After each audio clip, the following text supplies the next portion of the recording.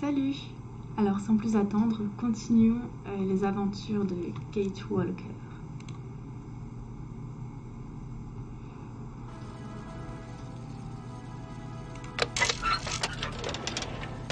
Donc là on venait de rencontrer l'automate Oscar et on devait lui trouver des mains et des pieds. En fait, les mains je suis pas sûre, mais en tout cas on devait lui trouver des pieds. Donc j'ai pris des petites notes sur le modèle de ses pieds parce que j'avais pas eu le temps quand il parlait. Bref, on va aller un petit peu explorer.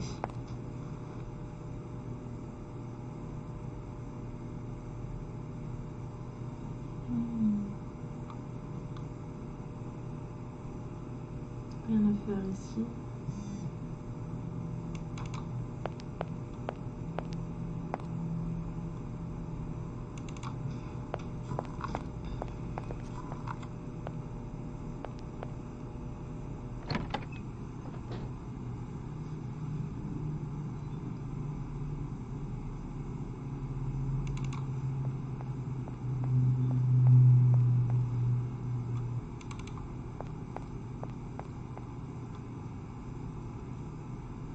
Je crois que c'est par là que je dois aller.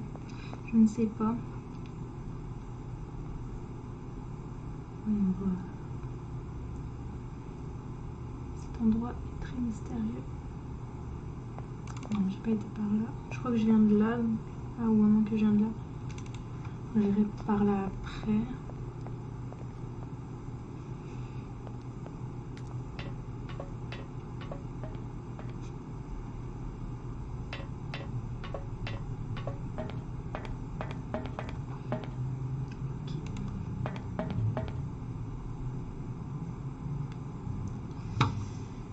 Là, ça doit être la matière de fabrication. Et après, tous les trucs là à régler. Je sais pas du tout.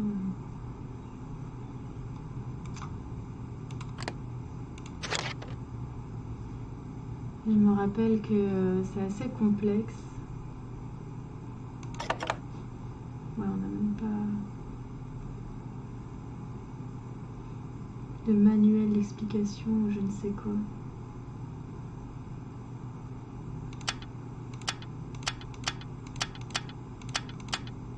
Ça ne semble pas fonctionner.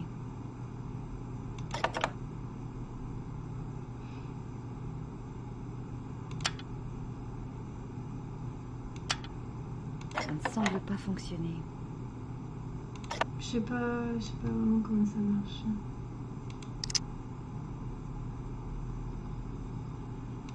Il va falloir que j'explore un peu plus pour en apprendre un peu plus.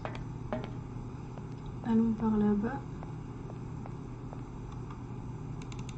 Si je peux.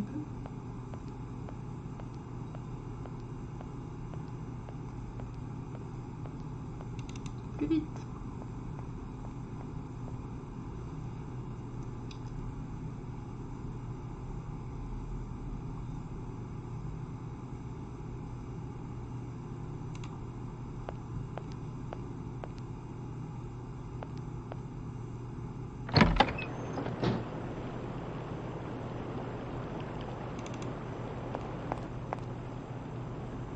Plein de machines.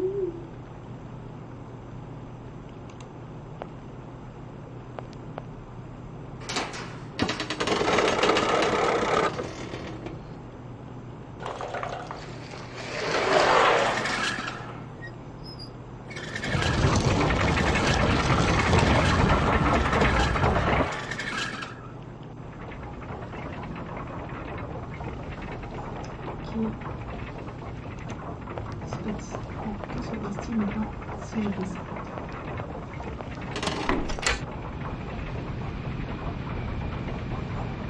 On entend des trucs qui se sont allumés.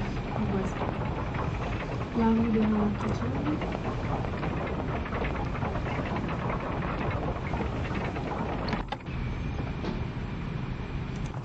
Après tout, pourquoi vouloir absolument aider un automate? Je ne comprends pas. S'il y a un truc à faire avec ça, je me souviens.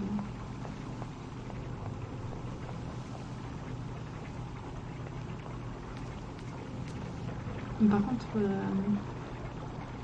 crois qu'il n'y a pas de notice d'utilisation du truc de commande, alors là je vais galérer après.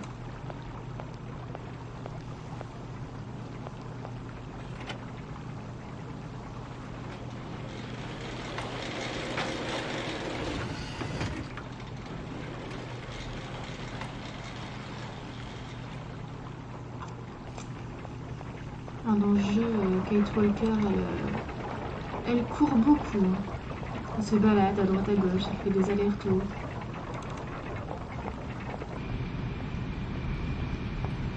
Ah.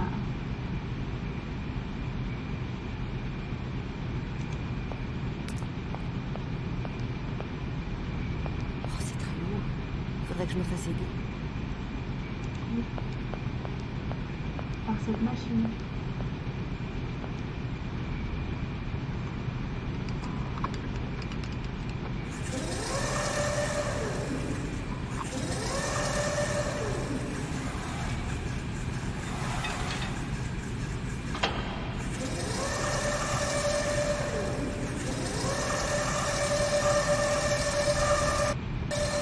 Que des portes. Wow, magique.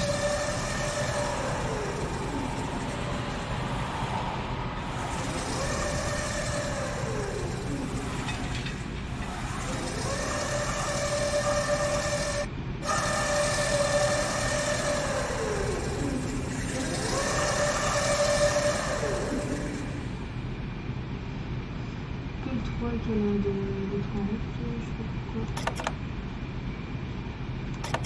Au niveau du bois, j'en sais rien. Je sais pas.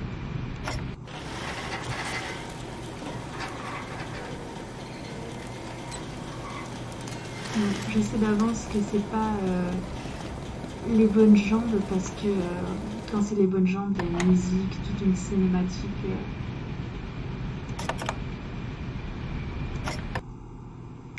Ah! La cinématique! La cinématique!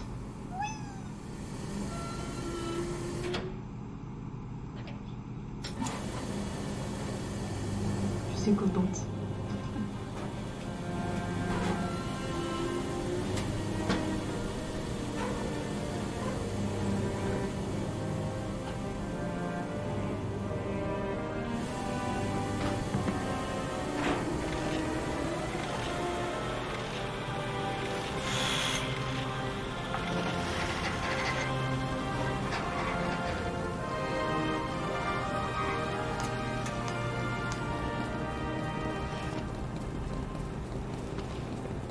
Enfin, on va voir les jambes de l'esclave. Donc ouais, il fallait faire des tests.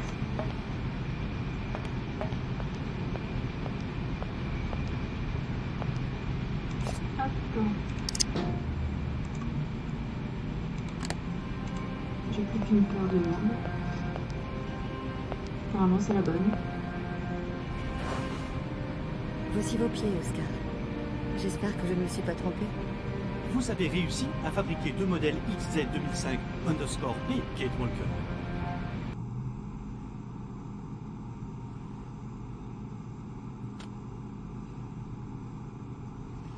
Juste le truc incroyable avec Kate Walker, c'est qu'elle peut vraiment tout mettre dans ce manteau. Elle a le manteau de Mary Poppins.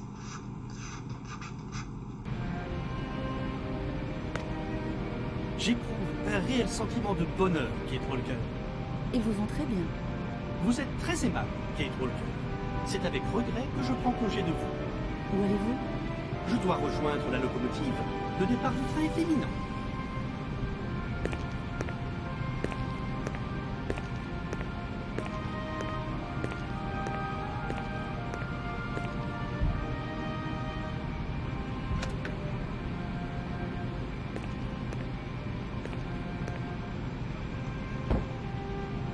Attends-moi!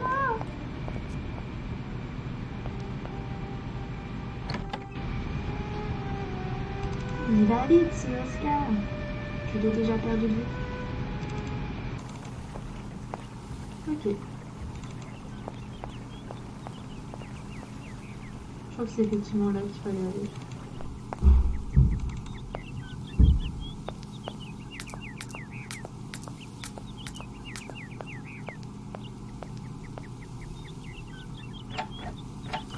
Oh, Cette c'est porte est fermé. verrouillée. Pourtant, je dois entrer.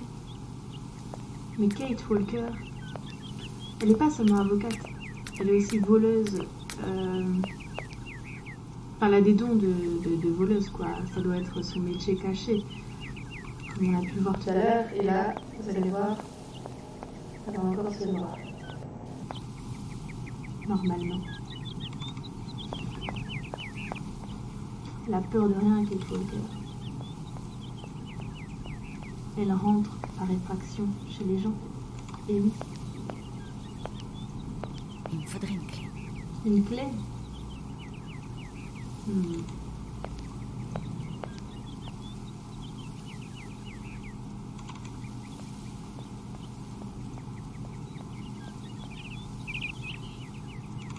Un labyrinthe.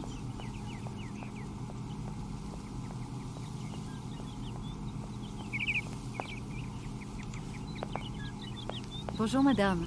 C'est un magnifique jardin que vous avez là.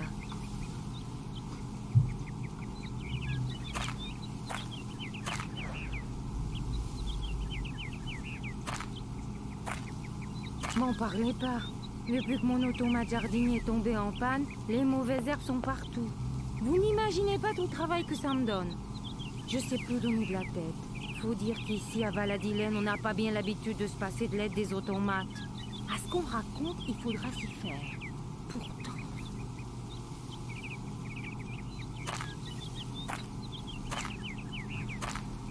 Ok.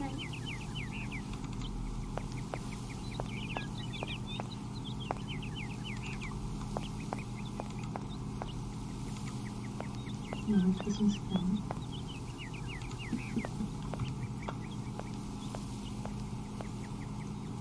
Oh, une clé. Enfin, qu'est-ce qu'elle fait là? Je la dérobe. Ni vu ni connu.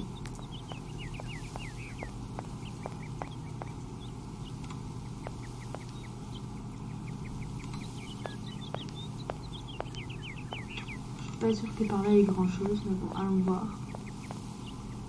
Une jolie statue. Ok.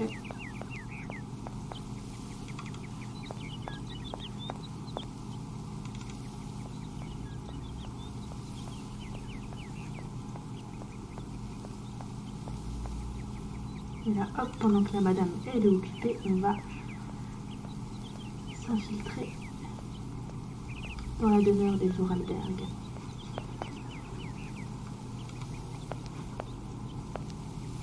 Il me faudrait une clé. Ah oui. Oui, j'ai une clé, j'ai une clé. Mets-toi pas dedans. Ouais. Ah là là.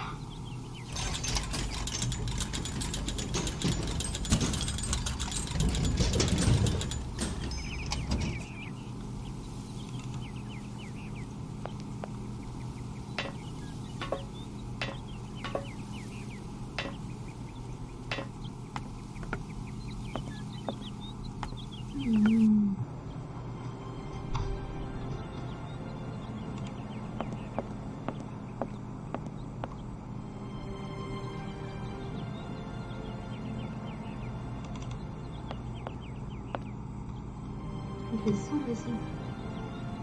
Je vois rien. Je crois qu'il faudrait une lumière.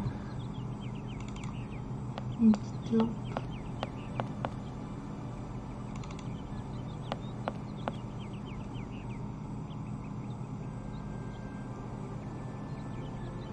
Ouais, c'est même pas, il y a plein de trucs. Il n'y a rien que deux trucs. Mais je crois que là-dedans, il y a pas mal de lecture. Prêt pour la lecture? C'est le journal intime d'Anna.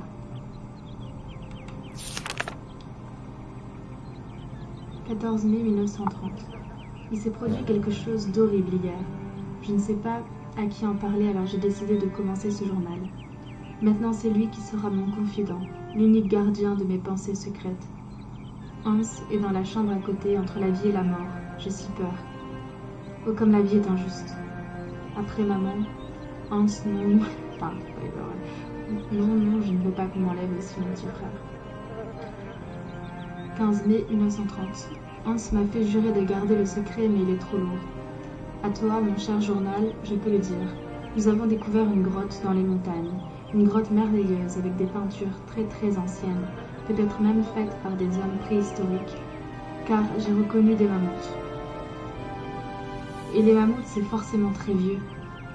Maintenant, je hais les mammouths, c'est à cause d'eux, à cause de cette maudite poupée. Pourquoi Hans, pourquoi as-tu voulu la prendre? Pourquoi t'ai-je laissé escalader ce pic? C'est de ma faute si tu es dans le coma maintenant. Oh Hans, si tu meurs, jamais je ne me pardonnerai.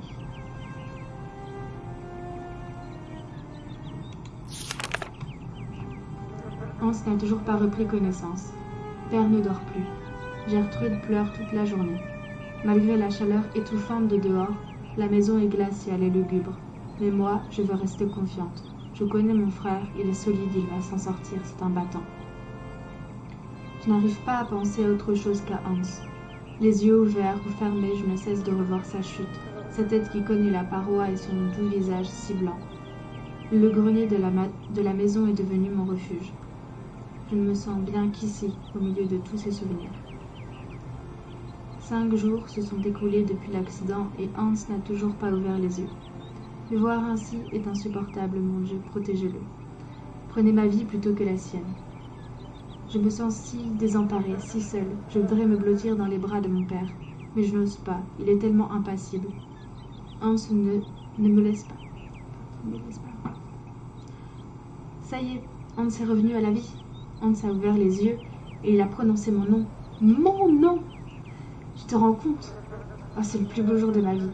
J'ai envie de chanter, de crier dans toute rue de la ville ma joie. Merci, merci mon Dieu. C'est merveilleux. La vie est belle. Avec Gertrude, nous n'arrêtons pas de piquer des fous rires pour un rien. Hans a dévoré son repas aujourd'hui. Je savais qu'il était solide, mon petit frère adoré. Même père m'a souri ce matin en me disant bonjour. Je ne sais plus où donner de la tête. Le rétablissement de Hans m'accapare totalement.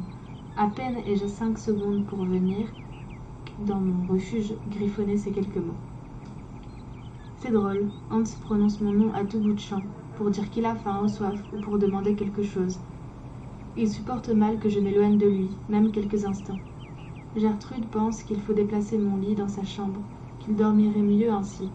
J'espère que père sera d'accord. Première sortie de Hans. Nous avons essayé de faire quelques pas dans le jardin. Mais Hans est encore très faible. Le médecin dit qu'il ne faut pas le bousculer et être patient. Mais c'est dur. Je voudrais tant que tout redevienne vite comme avant. Voilà 1 mois que Hans est sorti du coma. Il ne parle toujours pas beaucoup, et se déplace encore difficilement. Il reste de longs moments sans rien faire, sans rien dire, les yeux grands ouverts, comme perdu dans une réflexion intérieure. Souvent, je dois l'appeler plusieurs fois avant qu'il réagisse et me sourie. Mais à ce moment-là, c'est magique, et je suis vraiment heureuse. Il fallait que je lui en parle, cela me tenait trop à cœur. J'ai interrogé Hans sur l'accident de la grotte pour savoir s'il se souvenait de quelque chose. Et il n'a prononcé qu'un seul mot, poupée. Mais son regard était si brillant, si étrange qu'il m'a fait un peu peur. La rentrée des classes, pour la première fois de ma vie, je redoute de retourner à l'école. J'ai peur de laisser Hans tout seul, même si Gertrude est très gentille. J'ai l'impression que Hans est beaucoup plus nerveux que sans moi. Hier, pendant que je faisais mes devoirs du soir, Hans s'est approché si doucement qu'il m'a fait sursauter. Il a pris un crayon et une feuille blanche. Et chose curieuse, il s'est mis à dessiner. La première fois depuis son accident qu'il fait autre chose que rêver. Les gribouillis de Hans deviennent presque obsessionnels. Il ne fait plus que cela à longueur de journée. Je sens bien que ça énerve père. Personne ne comprend, mais moi j'ai bien vu que Hans essaye de dessiner des mammouths. C'est mon anniversaire aujourd'hui. Gertrude a pensé à me préparer une tarte aux pommes comme j'aime. Ah, moi aussi j'aime bien les tartes aux pommes de ma maman. Mais père n'est pas rentré déjeuner et Hans n'a pas voulu sortir de sa chambre. Mon plus beau cadeau serait que la santé de Hans s'améliore. 25 décembre, il neige et c'est beau. Point. Le médecin est venu refaire des examens à Hans. Il semble Enfin, il a semblé satisfait. Mon petit frère semble avoir pleinement récupéré ses facultés. C'est vrai que c'est miraculeux. Mais alors pourquoi ne parle-t-il pas plus? Pourquoi n'est-il plus aussi vivant comme avant? Anniversaire de Hans, il a 11 ans aujourd'hui. C'est étrange, j'ai l'impression que c'est 5 ans de moins qu'il vient de prendre. Le médecin vient de partir. Je l'ai vu parler à Père en chuchotant. Leur mine sérieuse m'inquiète terriblement. Qu'essaye-t-il de cacher? Je suis grande maintenant, à 15 ans, on peut tout comprendre, mais j'ai trop peur d'interroger Père. J'ai bien réfléchi. L'attitude de Hans n'est pas normale.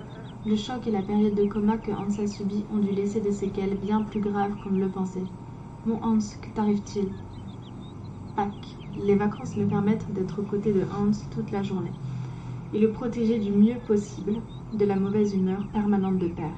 Il ne veut pas accepter que Hans, son fils unique, soit ainsi pour toujours.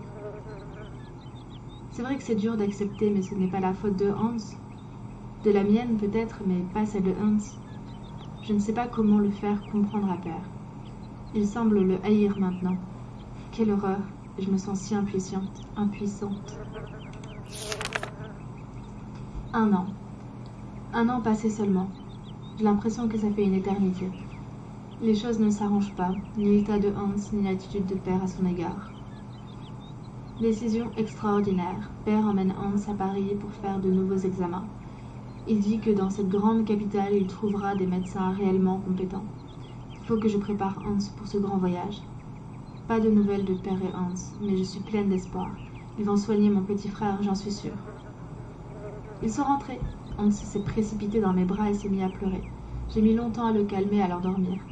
Père est encore plus taciturne qu'avant de partir. Les médecins français ont confirmé le diagnostic. Hans restera mentalement et physiquement attardé. Je suis bouleversée. L'été s'achève. Il fait moins étouffant que l'an dernier et Hans a pris de bonnes couleurs. Quand je le regarde, j'ai du mal à réaliser qu'il sera différent dorénavant. Et Père qui ne dit toujours rien et qui s'enferme de plus en plus souvent dans son bureau à l'usine. Gertrude me dit que, plus fort que la science, il y a l'amour et la foi, et Dieu merci, je n'en manque pas. Père a amené Hans à l'usine ce matin. Hans était si effrayé que je les ai accompagnés. Heureusement, Père n'a rien dit. Je ne comprends pas pourquoi il a souhaité faire cette visite. De nouveau, Père est parti ce matin à l'usine avec Hans. Je crois qu'il veut se persuader que Hans peut être utile à quelque chose. C'est sans doute sa façon de refuser la fatalité. Voilà plus d'1 mois que Hans va travailler, tous les matins à l'usine avec Père. Je ne sais pas exactement ce qu'il y fait, mais ça a l'air de lui plaire. Et je sens un changement net dans le comportement de mon frère. Il est beaucoup moins capricieux. Oh, je suis toute émue. Hans m'a fait un cadeau, un petit automate mammouth dont la trompe monte et descend. En le voyant, Père a hoché la tête en signe de satisfaction. Gertrude puis Père ont chacun eu leur petit automate mammouth. De plus en plus détaillé et perfectionné. Finalement, pas si débile que ça, le petit frère. Maintenant, les mammouths de Hans marchent, lèvent la trompe et agitent la queue. C'est incroyable. Cet après-midi, j'ai rencontré Monsieur Grips, le chef de l'atelier de notre usine. Il dit que pour un petit garçon de 12 ans, Hans est vraiment très doué. Dommage qu'il ne fasse que des éléphants. Longue discussion hier soir entre Père et Hans. Enfin, un long monologue de Père, devrais-je dire, puisqu'il est impensable que Hans aille à l'école, comme les autres enfants de son âge. Père souhaiterait l'intégrer véritablement comme un salarié de la fabrique. Mais pour cela, il lui a ordonné de cesser ses productions personnelles. Face au mutisme de Hans, sa bouche entrouverte et ses yeux hagards, Père a finalement quitté le salon très énervé. À mon retour, j'ai abordé le sujet avec Hans. Je lui ai suggéré d'obéir à notre père. Créer pour l'usine est sa seule chance de faire quelque chose de constructif de sa vie. Et puis, il est si doué et il éprouve un tel plaisir à concevoir ses automates. Même s'il a fait celui qui ne m'écoutait pas, je sais qu'il en tiendra compte. Ce n'est pas que Hans ne peut pas parler, c'est qu'il ne veut pas parler. Et s'il se contente du minimum vital pour communiquer. Et il se contente du minimum vital pour communiquer. Sauf avec moi, quoiqu'il demeure toujours très économe de ses mots. Incroyable! Hans ne s'est pas contenté de comprendre comment marche la chaîne de montage, il l'a totalement repensé. Père et M. Grips étudient sérieusement ses plans. Père a souhaité me voir pour parler de mon avenir, puisque j'ai été reçue au baccalauréat. Il désire m'envoyer à l'université, car il dit que je suis une jeune fille brillante. Mon cœur battait très fort. J'aime tellement étudier, mais cela voudrait dire que je m'éloigne de Hans. Quel horrible été, constamment partagé entre mon envie d'aller à l'université et mon refus de quitter mon frère. J'en ai parlé à Hans. Il n'a rien dit, mais le soir même, je découvrais mon petit mammouth écrasé. Ah, c'est pas très gentil, sûr. Encore une crise de nerfs de Hans lors du dîner. Père a annoncé que la nouvelle chaîne de montage imaginée par Hans serait bientôt finie, mais sans les automates perroquets censés crier les ordres qu'il estime superflus. Furieux, Hans a jeté son assiette de soupe par terre, puis est parti en courant dans sa chambre. Comment ça va se passer entre mes deux hommes quand je ne serai plus là? Je pars. J'ai d'énormes scrupules.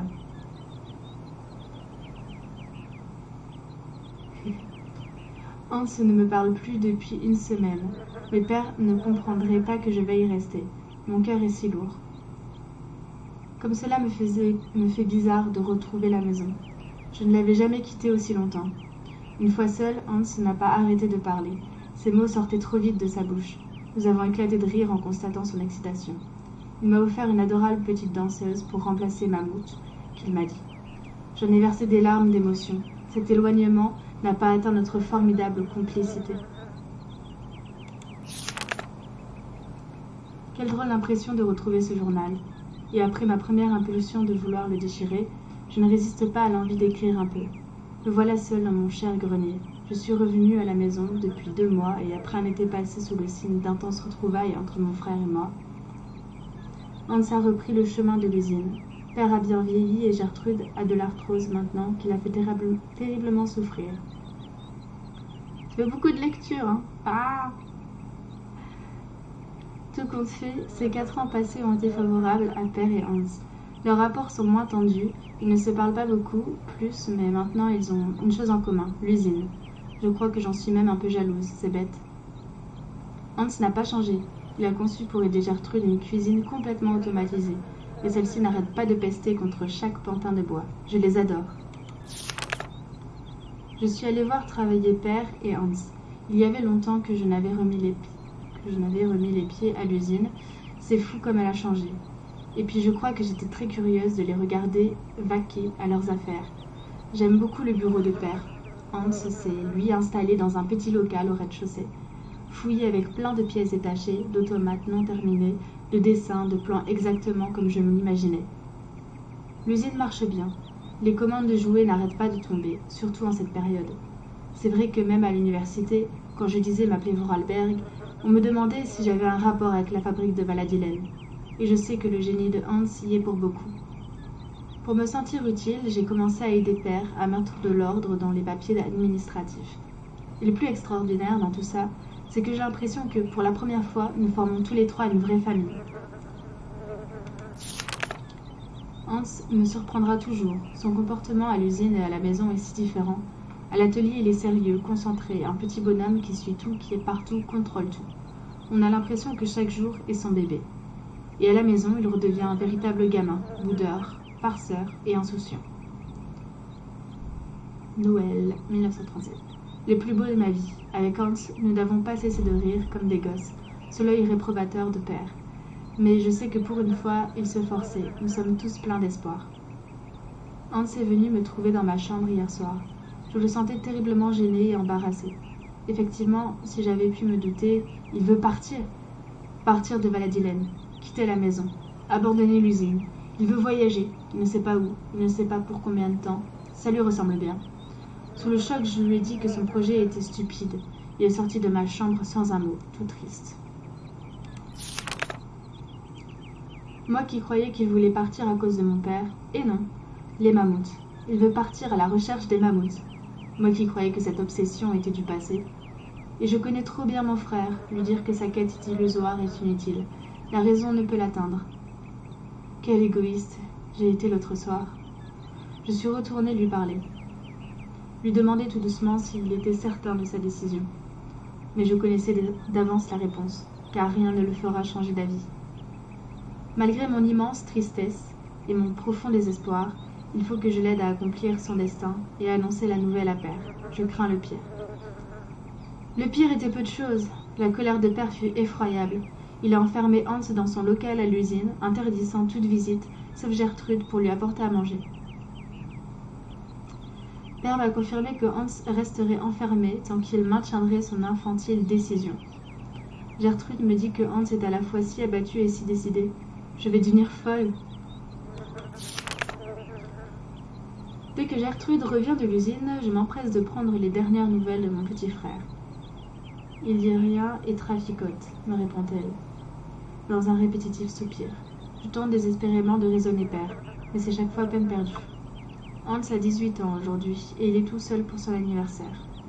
Enfin, le pauvre, il est séquestré et il n'y a personne pour son anniversaire, quoi. Cool, sa vie. Gertrude m'a remis en cachette un petit automate de la part de Hans. C'est nous, enfants. Il fonctionne avec un minuscule cylindre. Je tremblais d'émotion en remontant la clé. Son message était simple. Il disait qu'il m'aimait très très fort. Gertrude m'a donné un nouveau minuscule cylindre. Hans est véritablement incroyable. Il a trouvé un moyen pour que nous communiquions rien que nous deux en secret. Mes journées se passent dans l'attente des messages de Hans. Il est maintenant décidé à s'enfuir. Il prépare son évasion comme si c'était un jeu. Gertrude est revenue affolée. Hans a disparu. Père n'a même pas daigné pénétrer dans le local où était séquestré son fils, ni chercher à comprendre comment il avait réussi à s'échapper. Il m'a juste jeté un regard noir, comme s'il avait deviné que je savais ce qui se tramait dans son dos. Le père tortionnaire, pauvre Hans. C'est clair. Je commence à réaliser que Hans n'était plus là. Il me manque déjà tant. Mon Dieu, protégez mon petit frère, veillez sur lui à ma place. Hans est parti, père enfermé jour et nuit à l'usine. La maison est sinistre. Ce matin, j'ai surpris père au salon, en train d'installer sur des tréteaux un cercueil. Cette vision m'a glacé le sang. Que complote-t-il? Il reste muet à mes questions, et toujours ce regard noir. Avec ses rideaux tirés, et les immenses cierges qui maintenant encadrent le cercueil, le salon est devenu une véritable chambre funéraire. C'est horrible, je viens de comprendre ce que préparait père. Ce matin, monsieur le curé est venu se recueillir devant le cercueil et j'ai finalement compris qu'il pleurait la mort de Hans. Père a fait croire que son fils était mort. Comment peut-on en arriver là? Encore un petit peu d'eau.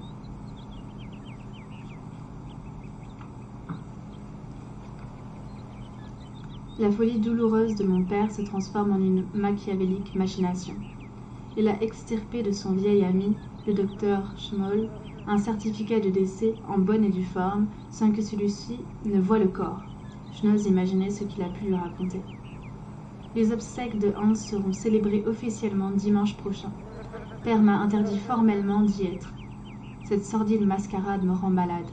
Mais la dénoncer, c'est dévoiler aux yeux de tous la fragilité mentale de mon père. Il leur mourra de honte, c'est sûr. Je devrais partir, moi aussi, loin, très loin. Non, je ne partirai pas. J'ai longuement réfléchi. Ma vie est ici, près de mon père. Il a trop besoin de moi maintenant. L'usine aussi a besoin de moi, car père n'est plus capable de la diriger. D'ailleurs, aujourd'hui, je ne me sens bien qu'au milieu des automates de Hans. Et puis, quand il m'enverra des nouvelles, comment le saurais-je si je ne suis pas à la maison pour les attendre? Non, je ne partirai pas. Mon destin à moi est de rester et de veiller. Voilà, voilà. C'est la fin du journal intime d'Anna. On sait à présent toute la vérité.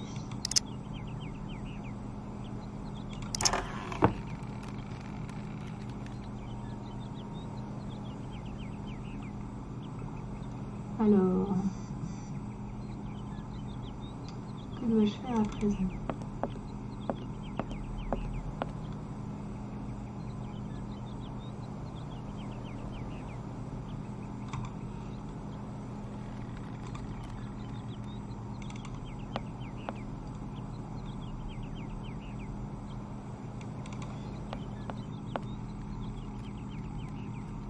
On voit rien, mais...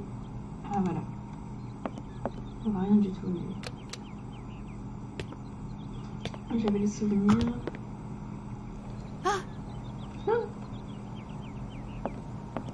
Mammouth. Tu peux dessiner Mammouth pour Momo? Oh, c'est toi, Momo. Tu m'as fait peur.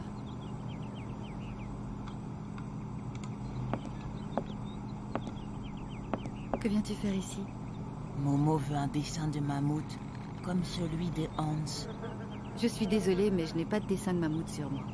Toi, prendre papier et crayon et dessiner mammouth pour Momo. Eh bien, tu ne te décourages pas facilement.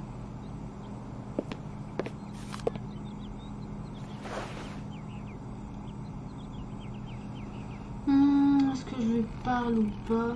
Momo, Non, je dois y aller maintenant. À plus tard, peut-être. lui aussi, c'est un volet.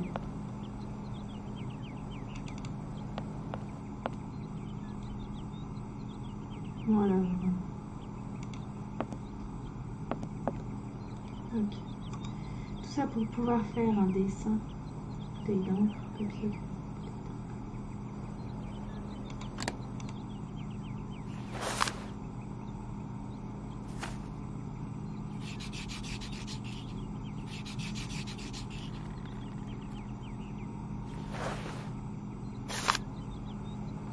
Ok. Voilà ton dessin des mammouths.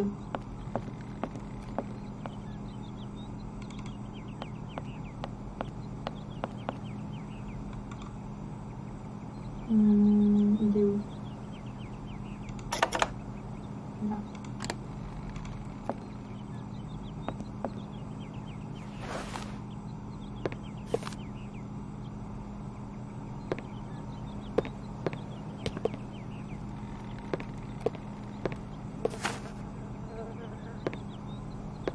C'est bon, t'es Merci. content? Momo est content. C'est bien. Maintenant, suis Momo. Momo montrait son secret à Kate. Un secret.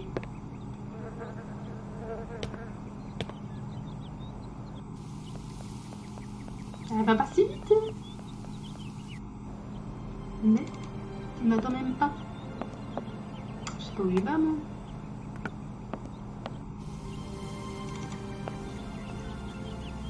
Il est parti où? Par là, hein.